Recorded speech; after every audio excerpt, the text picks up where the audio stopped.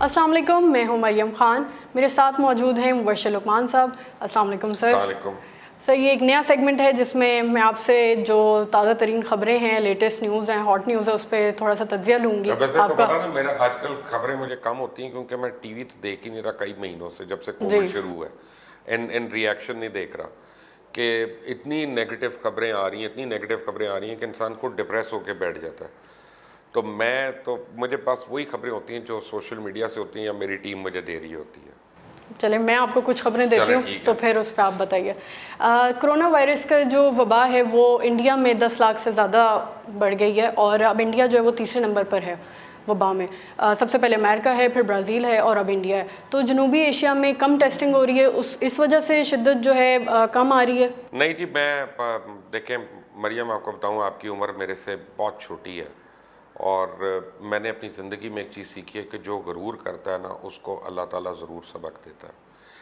ये मोदी जो है ना, इसने पाकिस्तान के वज़ीर आज़म इमरान खान की ऑफ़र का मजाक उड़ाया था। जब इमरान खान ने कहा था कि हम आपको हेल्प करते हैं या हम कोई इसमें करने को तैयार है कोविड के लिए, तो जबकि इंडिया पाकिस्तान की LOC पे बहुत ज़्यादा फायरिंग कर रहा था और अभी भी कर रहा है, आज सुबह को की है बाय द वे, और ये मैं आपके वसातत से खबरें ब्रेक कर रहा हूँ।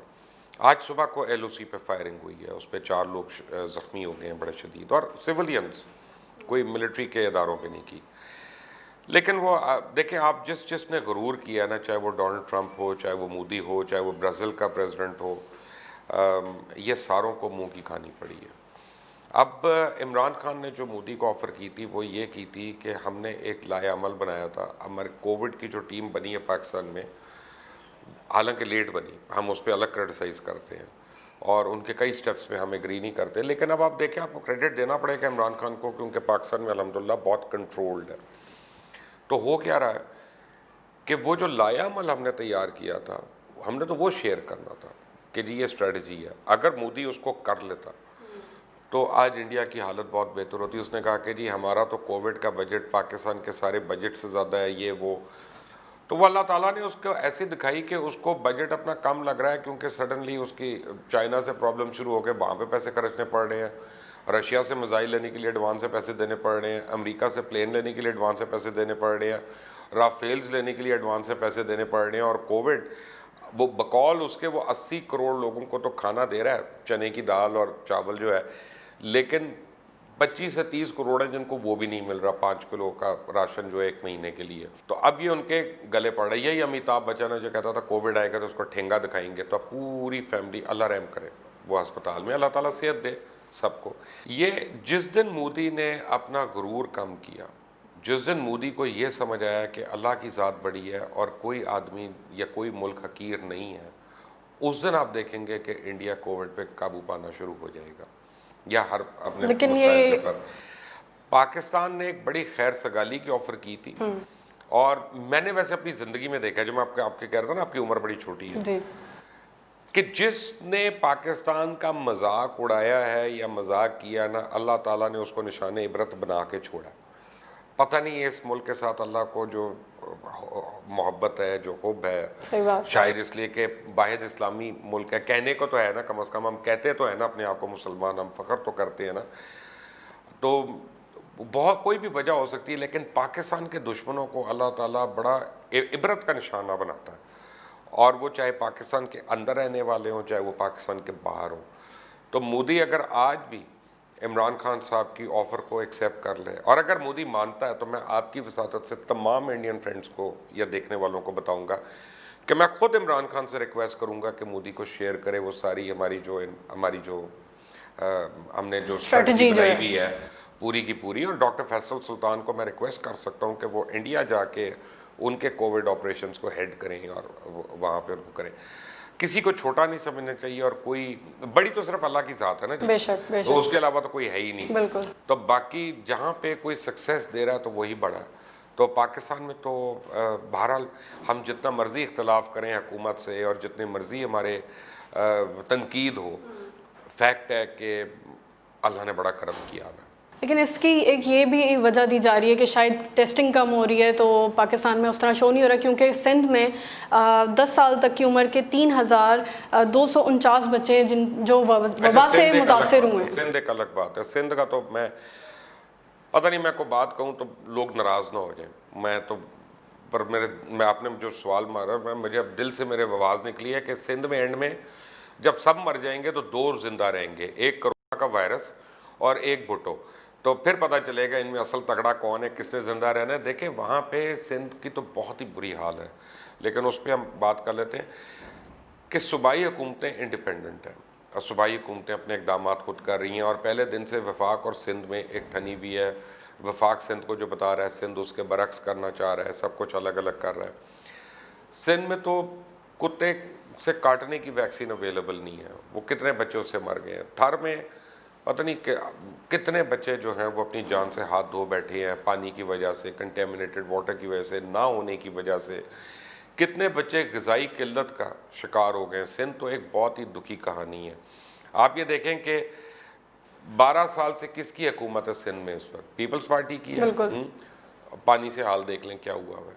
اب وہ اس پہ بلدیات کو الزام لگائیں، بلدیات کو نہ وہ فنڈ دیتے ہیں نہ ان کو پاور دیتے ہیں، وفاق کو الزام لگائیں، وفاق سے تو سب کچھ لے لیتے ہیں 18ویں ترمیم کے بعد۔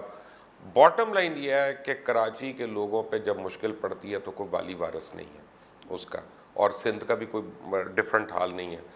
اب جب تک سندھ کے لوگ اٹھیں گے نہیں اور اپنے حق کے لیے، جب تک وہ اپنے حق لوٹنے والوں کو اپنا سیویئر نہیں سمجھیں گے، تب تک تو آپ ان کی ہیلپ نہیں کر سکتے، جب تک وہ اس کے برعکس اٹھیں اسی گے۔ سے متعلق سندھ سے ہی علی زیدی نے ایک ٹویٹ کیا جس میں انہوں نے دعویٰ کیا سندھ کے 12,136 اسکول ہیں جہاں پہ اساتذہ ہی نہیں ہیں۔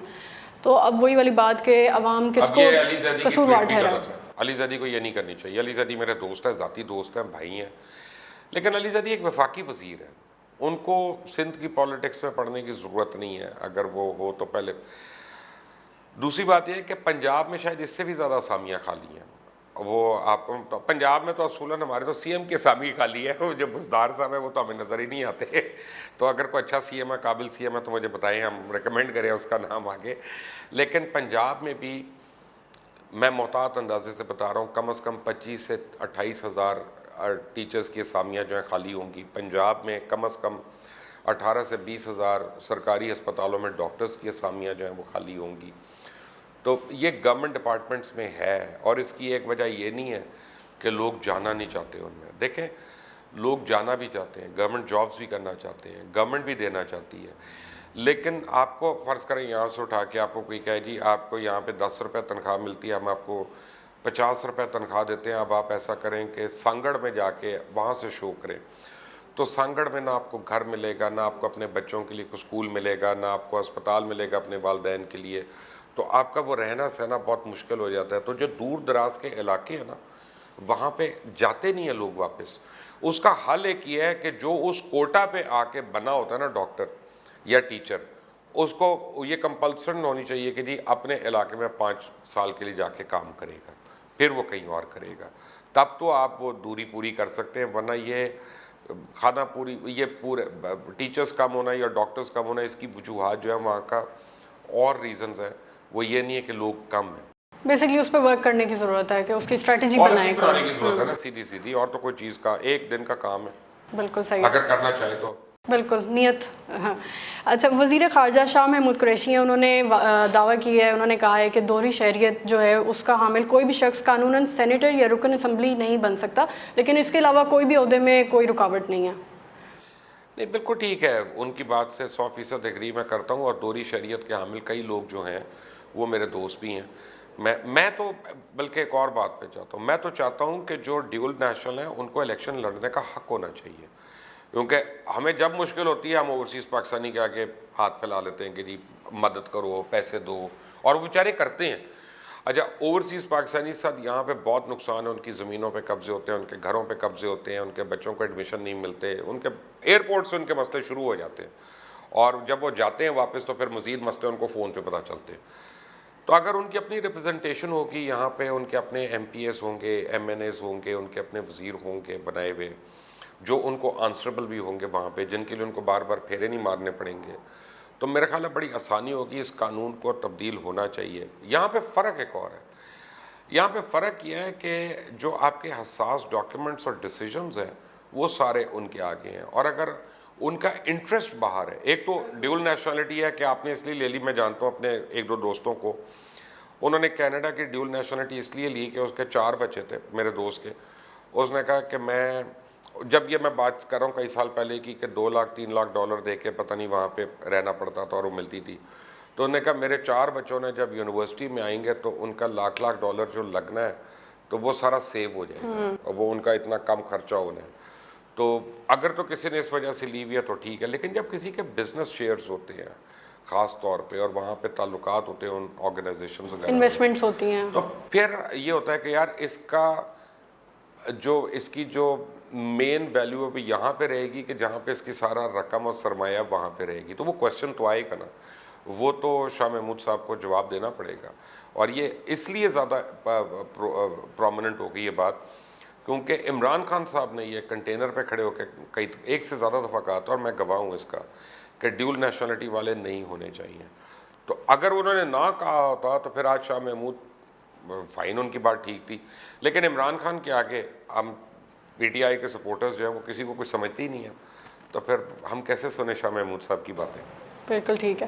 سابق وزیر قانون فروغ نسیم جو ہے انہوں نے استعفیٰ دے دیا تھا پچھلے مہینے, لیکن وہ ابھی بھی وزارت چلا رہے ہیں غیر قانونی طور پر. ہے اس ملک کا کہ جنہوں نے قانون نافذ کروانا ہے یا جنہوں نے ہمیں قانون کی ادب کروانا ہے وہ خود قانون کی بے ادبی کریں اور بے حرمتی کریں. میرا تو خیال ہے کہ فروغ نسیم میں اگر ذرا بھی کوئی اسٹرینتھ آف کیریکٹر ہو تو وہ یہ دفتر چھوڑ دیں, اور بلکہ ہو ہی نہ, کیونکہ وہ ایم کیو ایم کے کوٹے کو استعمال بھی کر رہے ہیں اور ایم کیو ایم مان رہی ہے کہ وہ ہمارا نہیں ہے.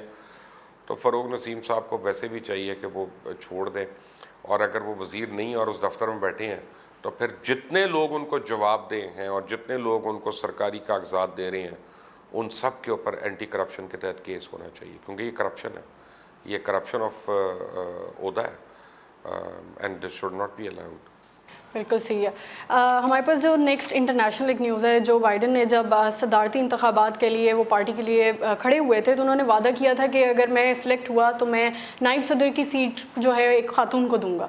تو اس کے لیے اب 12 خواتین ہیں جس میں سے ایک مشیل اوباما بھی ہیں, تو آپ کو کیا لگتا ہے کون سلیکٹ ہوگا؟ دیکھیں جی, اگر مشیل اوباما کو جو بائیڈن نے اپنا رننگ میٹ بنایا نا, تو میں آج ہی ڈونلڈ ٹرمپ کو مبارکباد دے دیتا ہوں کہ وہ جیت گئے. تو پھر بہت مشکل ہے ان کا جیتنا, کیونکہ مشیل اوباما جو ہے نا, دیکھیں امریکنز جو ہے نا وہ کافی ہماری طرح ہیں, پاکستانیوں کی طرح, ہم جو مرضی ان کے متعلق ہیں, لیکن ان کی بڑی اسٹرانگ فیملی ویلیوز ہیں اور بڑا وہ میٹر کرتی ہیں وہاں پہ یہ چیزیں. مشیل اوباما کے بہت ایسے اسکینڈلز آئے ہیں کہ انہوں نے باراک اوباما کو ان کی زندگی عذاب کی ہوئی تھی اور کو بلیم کرتی تھی کہ تمہارا اس سے افیئر ہے تو تم اس کے پیچھے جا رہے ہو. پبلکلی وہ لڑائیاں کرتی تھیں ان سے, اونچی آواز میں بات کی. یہ بھولتے نہیں ہیں لوگ یہ باتیں جو ہیں. تو وہ جو ان کی پرائمری ذمہ داری تھی as a good housewife, اس کے اوپر اب سوالیہ نشان ہے کہ whether she delivered that or not. تو وہ انہوں نے نہیں کیا تھا. تو میرا خیال ہے کہ ان کو ایکسپلائٹ کرنا الیکشن کیمپین میں ان کے مخالفین کے لیے بہت آسان ہے, اور اس سے بہتر ہے کہ ڈیموکریٹس میں اور بہت اسٹرانگ کینڈیڈیٹس ہیں. لیکن اگر واقعی جو بائیڈن کچھ کرنا چاہتے ہیں, چینج لانا چاہتے ہیں, تو کسی افرو امریکن کو اپنے ساتھ نامنیٹ کریں اس وقت, تو وہ صحیح جواب ہوگا ڈونلڈ ٹرمپ کے لیے, اور تب وہ لوگوں کو تسلی دیں گے کہ ہم مائنورٹیز کے یا اقلیتوں کے حقوق کی اور جیتنے کی ان کے چانسز ہوں گے. ابھی بھی جو بائیڈن کے کام ہے چانسز, کیونکہ جو بائیڈن کی ایج اتنی ہے کہ وہ دوسری باری تو صدر الیکٹ ہونا ان کا بڑا مشکل ہے. اور امریکنز یوزلی اس کو صدر الیکٹ کرتے ہیں جس کو چاہیں کہ 2 باری تو ہو. پہلی دفعہ تو اس کو صرف اپنی طاقت کا ہی پتہ چلنے میں لگ جاتا ہے, اور اپنے سسٹمز کا, پروسیجرز کا, اور یہ اور وہ, اور فوج لانی ہے, فوج بھیجنی ہے. سیکنڈ ٹائم وہ اپنی پالیسیز امپلیمنٹ کرتا ہے بلا خوف کے, کیونکہ اس کو پتہ ہے میں نے الیکٹ تو ہونا نہیں ہے. تو پھر وہ پاپولر ڈیسیجنز نہیں لے رہا ہوتا, پھر وہ جو ریلیونٹ ڈیسیجنز ہیں وہ لے رہا ہوتا ہے. تو میرا خیال ہے کہ Joe Biden is not a good competitor for Donald Trump. بالکل ٹھیک ہے. نیکسٹ ہمارے پاس لاسٹ میں یہ کہ مودی کو اب اس ٹائم خطرہ چین سے ہے یا وبا سے؟ مودی کو اپنے آپ سے, مودی سے بڑا وائرس ہی کوئی نہیں ہے دنیا میں. اور یہ میں آپ کو علل اعلان کہہ رہا ہوں کہ مودی ہو، نیتن یاہو ہو، ایسے لوگ جو ہیٹرڈ کی پالیٹکس کر رہے ہیں، ان سے اس دنیا کا رنگ جو ہے وہ خراب ہو رہا ہے. یہ یعنی ایک خوبصورت رنگین دنیا ہے جس کو انہوں نے بڑے عجیب سے داغ لگا دیے ہیں. جو آدمی انسانوں کو قتل کرتا ہو، جو آدمی اقلیتوں کو چین سے نہ رہنے دیتا ہو، جو آدمی غاصب ہو جائے، جو آدمی حقوق پامال کر رہا ہو، میں سمجھتا ہوں کہ وہ اس کائنات پہ ایک بوجھ ہے. بالکل صحیح ہے. بہت شکریہ سر آپ کا. اور مودی بہت بڑا بوجھ ہے. دیکھتے ہیں لیٹس سی آگے کیا ہوتا ہے. آپ کا بہت بہت شکریہ، آگے آپ نے میں آپ کو ٹائم بتا دیا. دیتا ہوں. جی میں آپ کو چلتے چلتے ایک بات بتا دیتا ہوں ضرور بتائیے. کہ مودی نے آج بھی اگر مودی میں عقل ہے، مودی اپنے حالات ٹھیک کرنا چاہتا ہے، تو میں گارنٹی کر رہا ہوں کہ مودی کو چاہیے پاکستان سے حالات ٹھیک کرے، کیونکہ پاکستان واحد ملک ہے جو اس کی چائنا سے تصفیہ کروا سکتا ہے. مودی خود سے نہیں کر سکتا، بہت مار پڑے گی. So if Indians want peace in India and between India and China, they should come to Imran Khan. بہت شکریہ آپ کا. ویورز آپ کا بھی بہت شکریہ. اگر آپ کو ہماری ویڈیو پسند آئے تو اس کو لائک کریے گا، کامنٹ شیئر کریے گا، اور ہماری ویڈیو کو بھی شیئر کریے گا. ہمارے چینل کو سبسکرائب کریں، بیل آئیکن کو پریس کریں تاکہ ہماری ویڈیوز آپ تک بر وقت پہنچ سکیں. اپنا خیال رکھیں. خدا حافظ.